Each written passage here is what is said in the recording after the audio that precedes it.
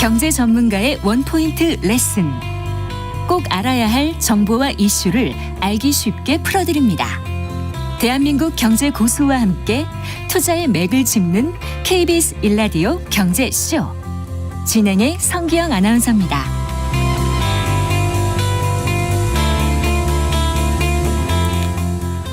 2024년은 선거의 해입니다. 1월에 대만 총통 선거를 시작으로 러시아 대선, 우리나라 총선, 또 유럽의회 선거, 그리고 미국 대선까지 빼곡히 들어차 있는데요.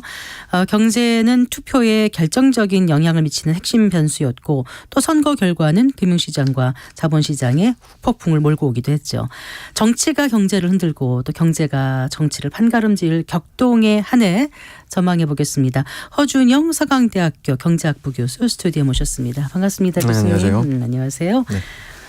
경제가 참 좀 어수선하다, 어렵다 이런 얘기를 많이 하는데 2024년에 이렇게 선거 일정이 많은가? 궁금해하실 것 같아요. 어느 정도 많습니까?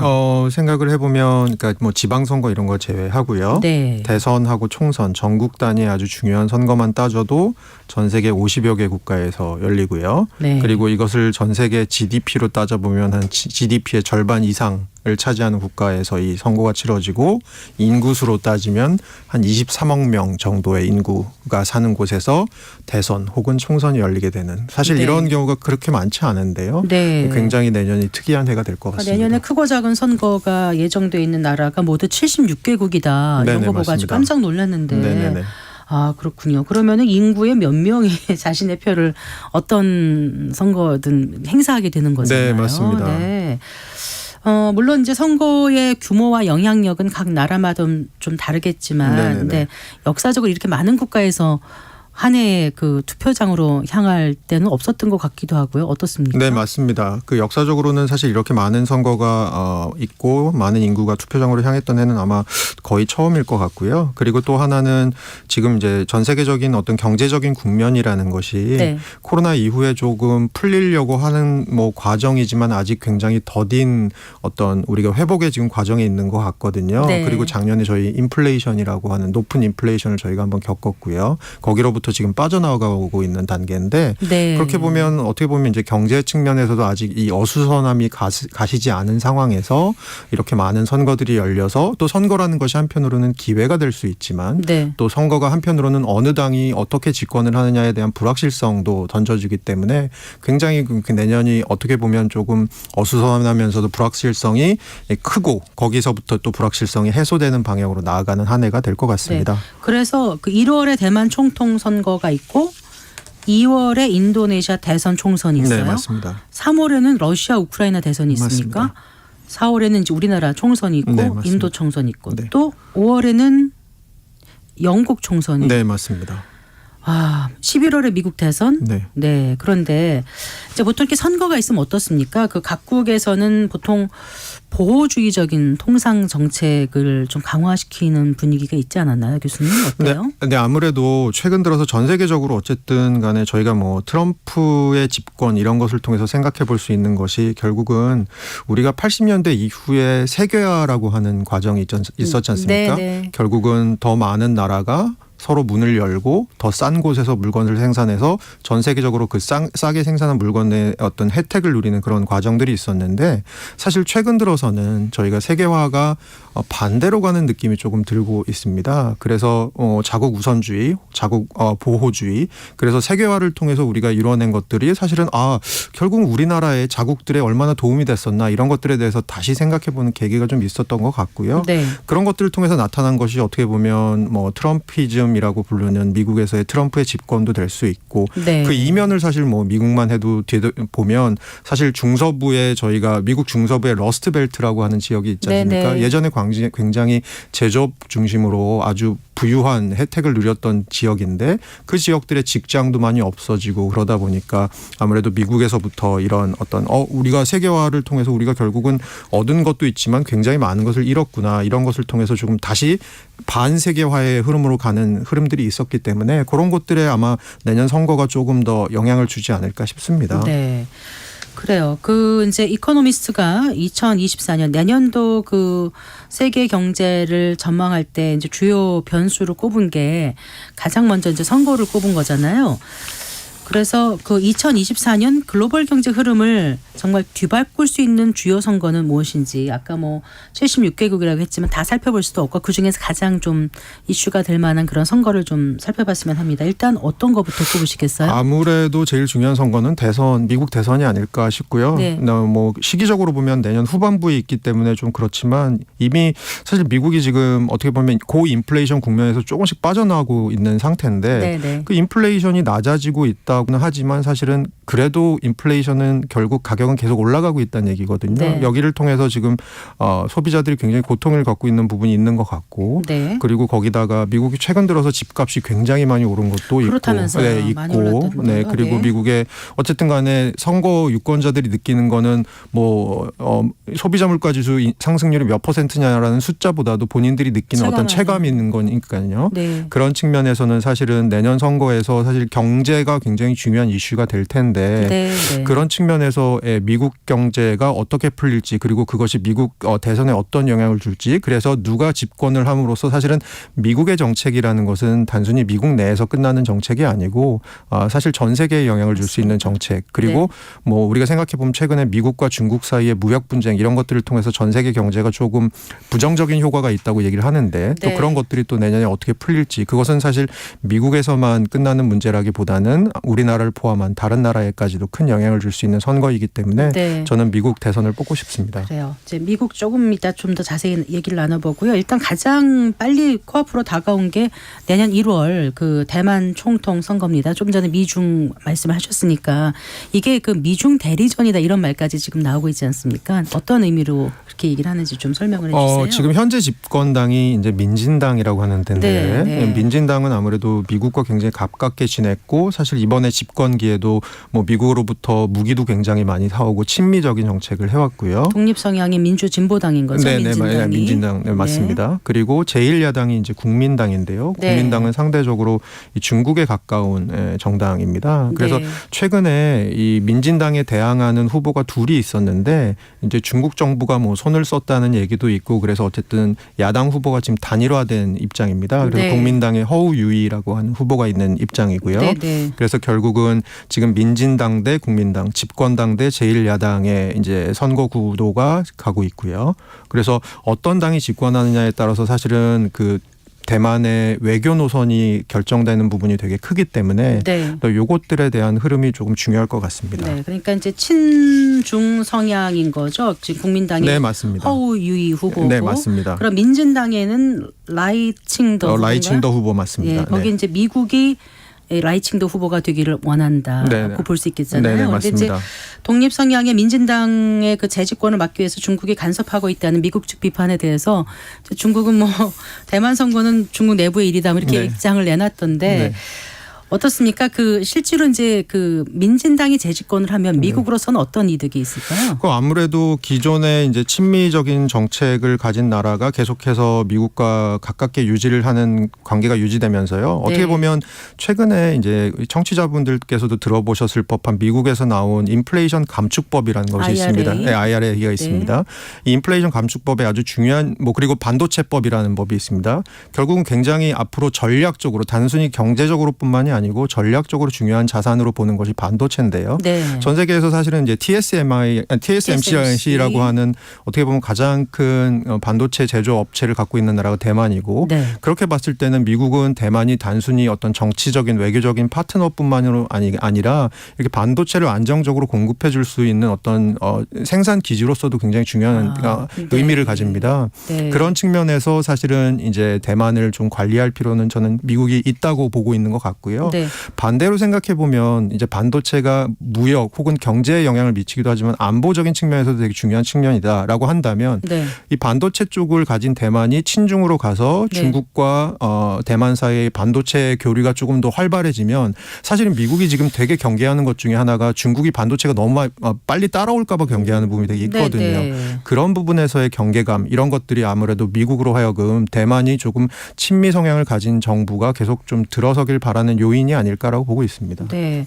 그런데 대만이 혹시 이제 친중 노선으로 돌아서게 된다라면은 그거는 우리에게는 어떤 영향을 미칠까요? 아무래도 경제적인 측면과 안보적인 측면이 같이 있을 것 같습니다. 네네. 먼저 안보적인 측면에서는 아무래도 친중 노선을 가지게 되면 미국과 대만 혹은 미국과 중국 사이에 이제 대만을 두고 조금 더 어떤 갈등과 반목이 좀 높아질 가능성이 있고 네. 그랬을 때 뭐 전략 자산 이런 거 생각해 봤을 때 우리나라의 전략 자산 우리 뭐 주한미군이나 이런 부분들이 뭐 대만을 어떻게 또 관리하는데 일정 부분 가야 되는지 이런 부분들에 대해서 조금 우리와의 안보 파트너십 에도 조금 영향을 미칠 가능성도 저는 있다고 보고요. 네. 뭐 그것을 떠나서라도 사실은 중국과 미국 사이에 조금 갈등이 높아지는 것이 뭐 우리 입장에서 혹은 전 세계 경제 입장에서 그렇게 좋은 것은 아니죠. 그게 네. 첫 번째일 것 같고요. 두 번째는 이제 사실 중국에 우리가 최근 들어서 수출이 많이 줄고 있었는데 그 이유 중에 하나로 보는 것이 사실은 중국 내에서 팔리고 있는 반도체 같은 것들의 경쟁도가 네. 우리나라 기업들과 대만 기업들이 좀 높아지는 것 이런 것도 좀 있는 것 같습니다. 그런 측면에서 이제 대만이 사실은 중국에 굉장히 중요한 반도체를 공급하는 나라인데요. 이 나라가 이제 조금 더 친중 성향을 갖게 됐을 때 네. 우리나라 업체들에 미칠 영향. 아무래도 우리나라는 현재로서는 이제 미국에 좀 더 가까운 쪽으로 분류가 되는 나라이기 때문에 네네. 그런 측면에서 우리나라가 좀 경제적으로 이 중국의 블록 밖에 놓이게 되면서 얻게 되는 불이익이 또 있지 않을까라는 부분도 조금 보고 글로벌 싶습니다. 투자자들이 대체 시장을 찾아서 한국이 그 대안이 될 가능성이 있다. 여기에 대해서는 동의 안 하시나요? 아니 뭐 그럴 가능성도 있을 것 같습니다. 네. 결국은 그런 측면에서는 어느 쪽이 더 큰 효과가 있는지 사실 그것은 우리가 미리 예단을 하긴 좀 힘든 가보지 않은 거라서. 힘든 네. 부분이라서 이런 저는 조금 주의사항도 있다 정도로 말씀드리고 싶습니다. 가장 중요하다고 꼽으신 이제 미국 대선으로 좀 가볼게요. 네. 가장 주목받는 게 역시 이제 트럼프 전 대통령 때문이 아닐까 싶은데 지금 지지도는 잘 나오고 있는 건가요? 어떻습니까? 그리고 최근에 그 500개 여론조사 평균을 한번 해봤더니요. 네. 500개 최근에 한 걸 하니까 트럼프가 한 44.9% 전국 단위에서 네. 그리고 바이든 대통령이 42.6% 그래서 트럼프가 약간 앞서는 것으로 나오고요. 네. 저는 조금 이제 항목별로 후보 선호도 비교하는 정책별 선호도를 좀 보고 싶은 부분이 있는데요. 네, 교수님. 트럼프 후보가 앞서고 있는 부분은 경제, 국가안보, 이민, 전쟁 여기 앞서고 있고요. 네. 바이든 후보가 앞서고 있는 부분은 민주주의랑 낙태. 그러니까 어떻게 보면 좀 더 살갗에 와닿는 부분은 네. 트럼프 쪽이 좀 앞서고 있는 것 같고요. 네. 좀 더 가치지향적인 부분에 있어서는 바이든 후보가 앞서고 있는 것 같은 그런 느낌은 좀 듭니다. 네. 그런데 지금 바이든 행정부의 경제 성적은 나쁜 건 아니잖아요. 이게 물이 반만 남았냐 반이나 남았냐로 볼 수 있을 것 같아요. 네. 그러니까 한편에서는 작년에 인플레이션이 미국 기준으로 뭐 9.1%까지 올라갔던 게 지금 어쨌든 3%대 초반까지 잘 내려오고 있고 네, 네. 그러는 와중에 미국 경제는 큰 침체를 겪지 않았어. 네. 이런 측면에서 경제 관리를 굉장히 잘했네. 고용시장도 운영을 괜찮은 잘했네. 것 같고. 고용시장 괜찮네라고 네. 할 것 같은데 네. 문제는 그 와중에 어쨌든 인플레이션이 높아졌다가 낮아지고는 있지만 인플레이션이 양의 숫자라고 하는 건 결국 가격은 계속 오르고 있다라는 거고요. 그렇죠. 예, 가격은 계속 누적적으로 오르고 있는 것 같아요. 제가 네. 한번 재보니까 2020년 1월에 코로나가 일어났을 때보다 네. 현재 미국의 소비자 물가 지수가 한 20% 정도 높습니다. CPI가 그 당시에 예, 20% 정도 높습니다. 네. 가격이 한 5분의 1 정도 오른 거죠. 한 2, 3년 만에요. 네. 사실 이것들이 이제 소비자들은 체감을 하고 있을 거거든요. 그런 측면에서 얼마나 후한 성적을 줄 수 있을지 하는 예로 최근에 미국의 소비자들을 대상으로 한 어떤 서베이가 그걸 한번 해보니까 미국 소비자의 한 59% 정도가 사실은 침체를 겪고 있는 것 같다라는 얘기를 했다고 합니다. 그러니까 사실은 경제 지표로 봐선 괜찮은 것 같은데 그렇습니다. 실제로 피부에 와닿는 체감은 다르다는 거잖아요. 네, 그렇습니다.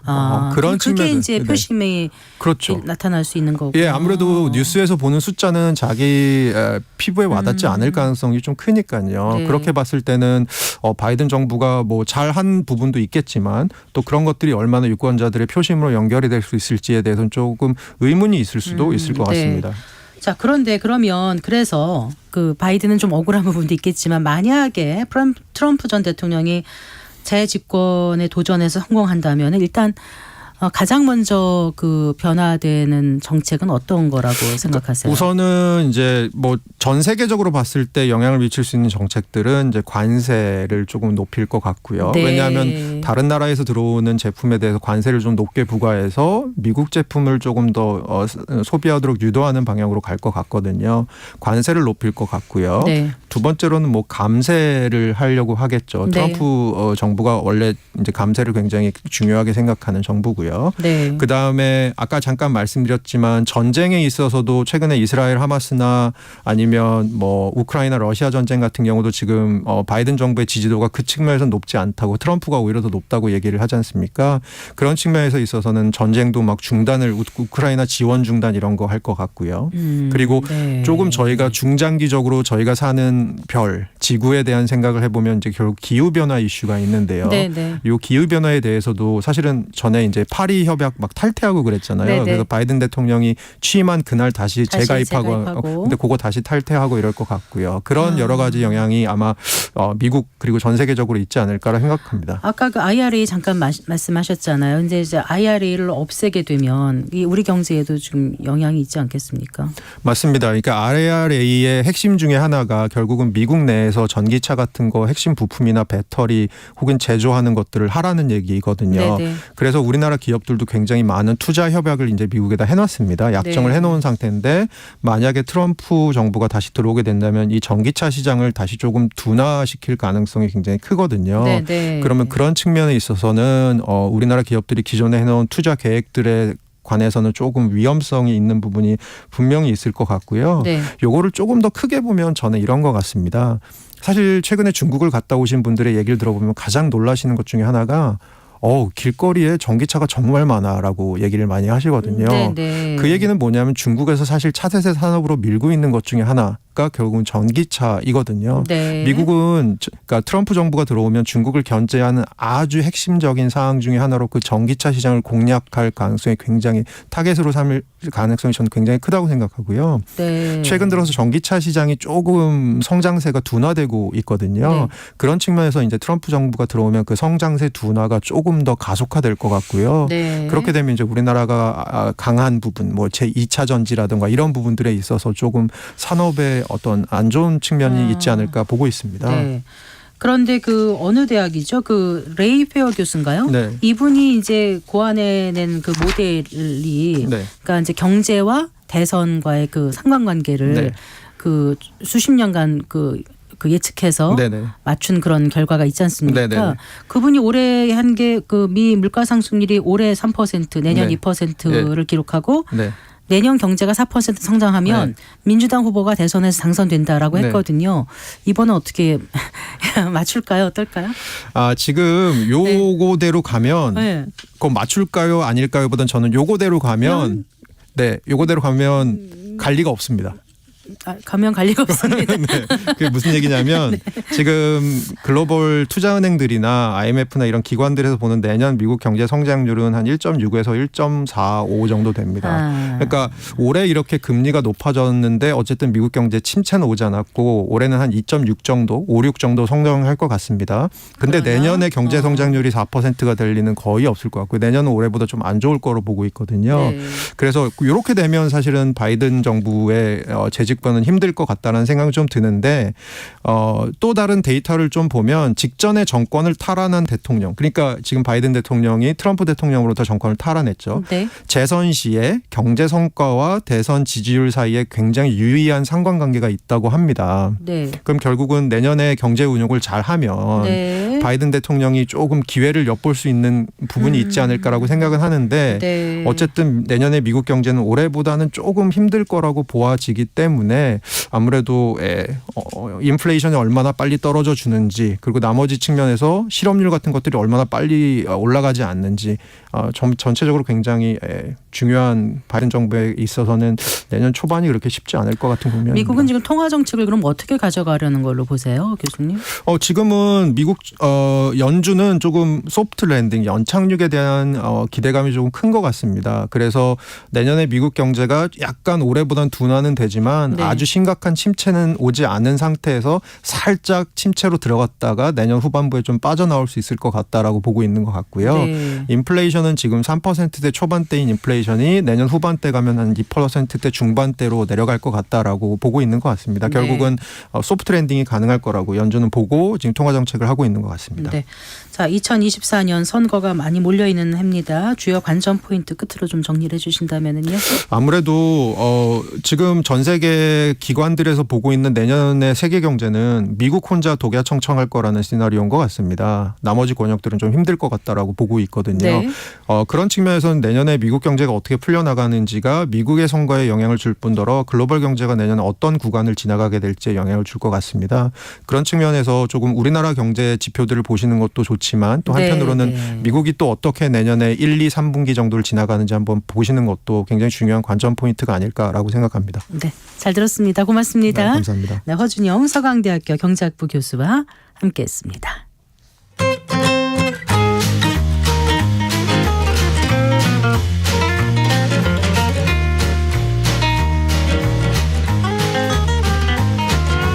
경제 맛집 투자 핫플. 지금은 돈 벌기 딱 좋은 시간. KBS 1라디오 경제쇼.